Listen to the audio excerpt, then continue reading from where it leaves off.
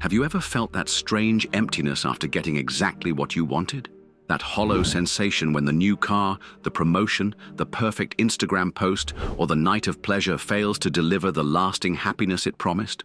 What if I told you that your pursuit of feeling good wasn't just ineffective? It was the very chain keeping you enslaved. Albert Camus, that revolutionary thinker who stared unflinchingly into the abyss of human existence, saw what most of us refuse to see, that modern life has created a prison far more insidious than iron bars or concrete walls. A prison where the inmates not only lock themselves in, but convince themselves they are free precisely because their chains feel so comfortable. This isn't just another philosophical theory. This is about your life right now, the job you endure because it pays for your distractions, the relationships you maintain for validation rather than authentic connection, the endless scroll through other people's curated lives while your own unlived life slips by, minute by minute, day by day. The most terrifying realization isn't that we're trapped, it's that we've become addicted to our own captivity. If something inside you just flinched at those words, if some dormant part of you stirred with recognition, then this video isn't a random encounter. It's a collision with the truth you've been avoiding. And the next 12 minutes might be the most important wake-up call you ever receive. But I must warn you, Camus doesn't offer comfortable solutions or 10-step programs to happiness. He offers something far more valuable and dangerous. The brutal clarity to see your chains and the courage to question if the life you're living is truly yours, or merely a script handed to you by a society that needs you docile, distracted, and perpetually consuming. So ask yourself, are you ready to see how deep the deception goes? Because once seen, it cannot be unseen, and your life might never be the same again. Let's begin. The only way to deal with an unfree world is to become so absolutely free that your very existence is an act of rebellion. Those words from Camus might sound inspiring on a coffee mug, but most people miss their revolutionary implication that we are not free at all. We are subjects in what might be the most sophisticated system of enslavement ever devised. Look around you. What do you see? People working jobs they hate to buy things they don't need, to impress people they don't like. People medicating themselves with alcohol, drugs, social media, pornography, shopping, anything to escape the gnawing sense that something essential is missing. People measuring their worth by metrics invented by corporate boardrooms, follower counts, engagement rates, performance reviews, credit scores. And the most terrifying part? We've been convinced this is normal, even desirable. Camus saw this coming. In his novel, The Fall, he writes through his protagonist, "I sometimes think of what future historians will say of us. A single sentence will suffice. They fornicated and read the papers." If he were writing today, he might add, "They scrolled and sought validation." The genius of modern slavery isn't that it forces you against your will, it's that it seduces you to surrender your will voluntarily. It doesn't need whips when it has dopamine. It doesn't need physical chains when it has financial debt. It doesn't need guards when we police ourselves and each other through social media comparison and cancel culture. And here's the brutal truth that will shake you to your core. You are not just a victim of this system, you are an active participant. With every mindless purchase, every hour wasted on content designed to addict rather than elevate, every time you choose comfort over meaning, you tighten your own chains. Some of you are feeling defensive right now. I'm making my own choices, you'll insist. I enjoy my life. But ask yourself, did you choose to want what you want? Or were those desires installed in you through thousands of marketing messages? Did you choose your definition of success? Or did you inherit it from a culture designed to keep you producing, consuming, and never questioning? Comment below. What's one freedom you enjoy that might actually be a sophisticated form of control? Your most honest answers might reveal more than you think. But if this seems depressing, hold on, because understanding the trap is the first step to escaping it. And that's what we'll explore next. Camus' radical insight into the greatest prison of all, the pursuit of happiness itself. You will never be happy if you continue to search for what happiness consists of. You will never live if you are looking for the meaning of life. With these words, Camus delivers perhaps his most shocking challenge to everything we've been taught. Since childhood, we've been fed a persistent lie, that happiness is the ultimate goal of human existence, that if we just find the right formula, the right job, partner, body, mindset, or spiritual practice, we will arrive at this mythical state of sustained contentment. This pursuit has spawned entire industries. Self-help gurus promising 5 steps to bliss. Wellness brands selling serenity in a bottle. Tech companies designing algorithms to maximize your engagement by triggering just enough anxiety to keep you coming back for relief. But Camus recognized a devastating truth. The pursuit of happiness isn't just futile. It's the very thing keeping us from living authentically. Think about it. When you make happiness your goal, what happens? You begin avoiding anything that might cause discomfort. You shy away from difficult conversations. You stay in situations long past their expiration date because change is scary. You numb yourself when painful emotions arise because you've been taught they're abnormal rather than essential aspects of a fully lived human experience. Worse still, you begin to view yourself as defective when you're not happy. What's wrong with me? You wonder as you compare your complex inner reality to the curated happiness of others. And so begins another cycle of seeking external solutions to what is actually an existential condition. Here's where it gets truly disturbing. This obsession with feeling good doesn't just make you miserable, it makes you manipulable. A person desperate for happiness is the perfect consumer, the perfect employee, the perfect citizen in a system that requires your ongoing dissatisfaction to function. Ask yourself, how much of your life's energy is spent pursuing good feelings or avoiding bad ones?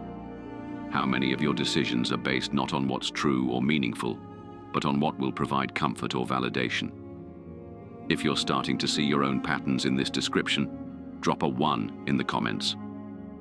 Let's see how many of us have been caught in this trap. But Camus doesn't leave us in despair.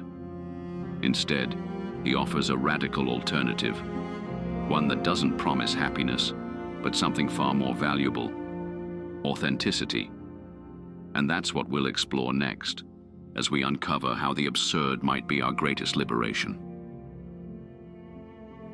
Imagine standing at the edge of the Grand Canyon. You feel simultaneously significant in your conscious awareness of its beauty and utterly insignificant against its vast scale. This paradox, this tension between our desire for meaning and the universe's indifference, is what Camus called the absurd. Most philosophical traditions try to resolve this tension. Religion places our meaning in the divine. Nihilism surrenders to meaninglessness. Conventional society distracts us from the question altogether. But Camus makes a revolutionary move.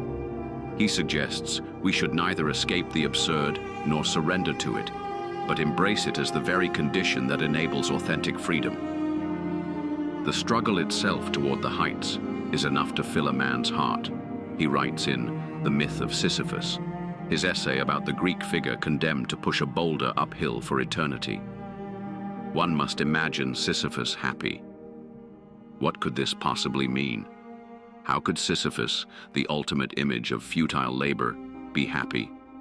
Because once we accept the absurd, once we stop expecting the universe to provide meaning or happiness, we reclaim the power to create our own meaning.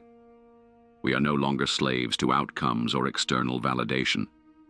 We act not because we expect reward or fear punishment, but because we have chosen our values in full awareness of our temporary existence. This is the ultimate rebellion against modern slavery. The system needs you to keep believing that happiness is just one more purchase, promotion, or achievement away. It requires your fear of discomfort, your addiction to validation, your terror of missing out. What happens when you no longer need to feel good all the time? When you can face anxiety without reaching for your phone? When rejection no longer devastates you because your worth isn't tied to others' approval?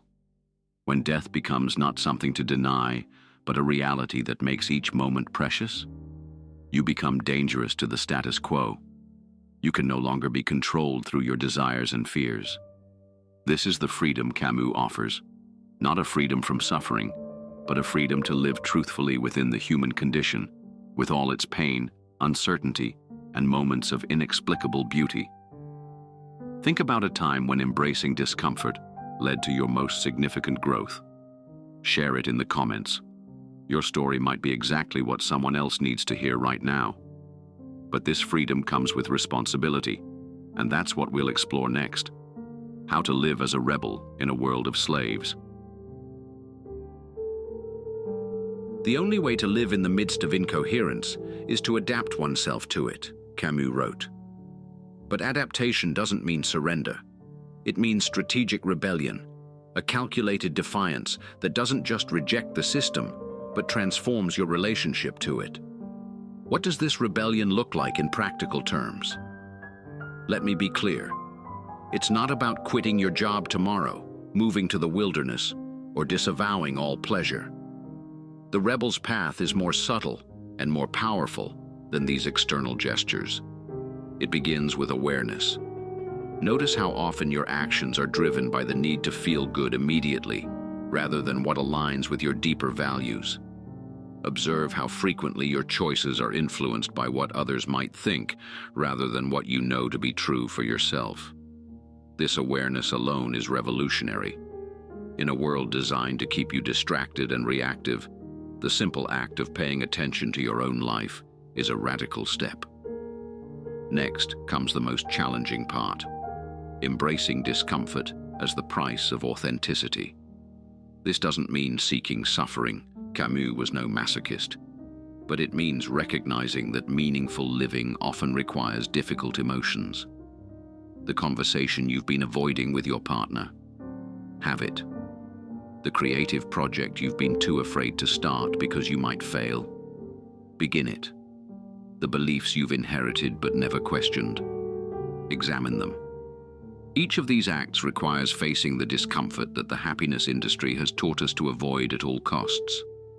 Each is a small rebellion against the modern slavery of emotional avoidance. But perhaps the most powerful aspect of Camus's rebellion is presence. Real generosity toward the future, he writes, lies in giving all to the present.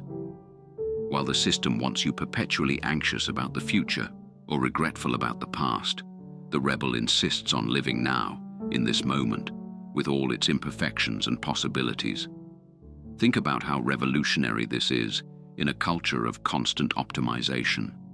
While others postpone living until they've achieved some arbitrary milestone, the Camusian rebel recognizes that this moment, yes, this one right now as you watch this video, is your life happening in real time, not a rehearsal for some future state of arrival. The cruel irony. This presence, this full engagement with life as it is, rather than as you wish it to be, often creates more genuine joy than the direct pursuit of happiness ever could. What's one small rebellion you can commit to today? One moment of chosen discomfort in service of what truly matters to you? Share your commitment below, and let's build a community of conscious rebels. But this path comes with a warning, which brings us to our final and most crucial point: the price of waking up in a world that profits from your sleep.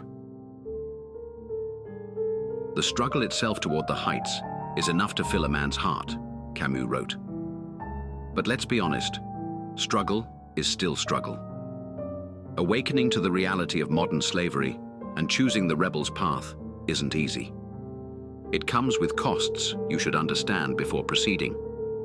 First, you may find yourself increasingly alienated from those who remain committed to conventional pursuits of success and happiness. When you stop speaking the language of acquisition and achievement, when you question the values that others take for granted, you can appear threatening, even when you have no desire to convert others to your perspective. Second, you will fail repeatedly at living up to your own insights. You'll recognize your conditioning and still fall prey to it. You'll know that external validation is empty, but still crave it. You'll understand the absurdity of status anxiety, but still feel its grip. This gap between awareness and behavior isn't a sign of weakness. It's part of being human in a system designed to keep you enslaved. Finally, and perhaps most significantly, you will have to face the void that comfort and distraction have been protecting you from. When you can no longer unthinkingly pursue the next dopamine hit, you must confront the fundamental questions. What truly matters to me? What would I do if I weren't afraid? Who am I beneath the roles and identities I've adopted? These challenges are real, but so is the promise of awakening. Imagine moving through life no longer driven primarily by the need for approval or the fear of discomfort. Imagine making choices based not on what will feel good momentarily, but on what aligns with your deepest values. Imagine experiencing both joy and suffering, not as reward or punishment, but as equally valid aspects of a life fully lived. This is what Camus calls lucidity, a clear-eyed engagement with reality that refuses both the comfort of illusion and the despair of nihilism. This lucidity doesn't guarantee happiness, but it offers something far more valuable: the dignity of living truthfully.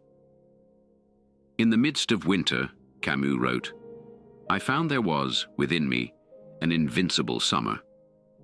This summer, this internal wellspring of vitality that exists independent of external circumstances, is what awaits on the other side of the happiness trap. It doesn't promise you'll never suffer again. It doesn't claim you'll always make perfect choices. It doesn't pretend the system won't continue trying to seduce you back into comfortable slavery.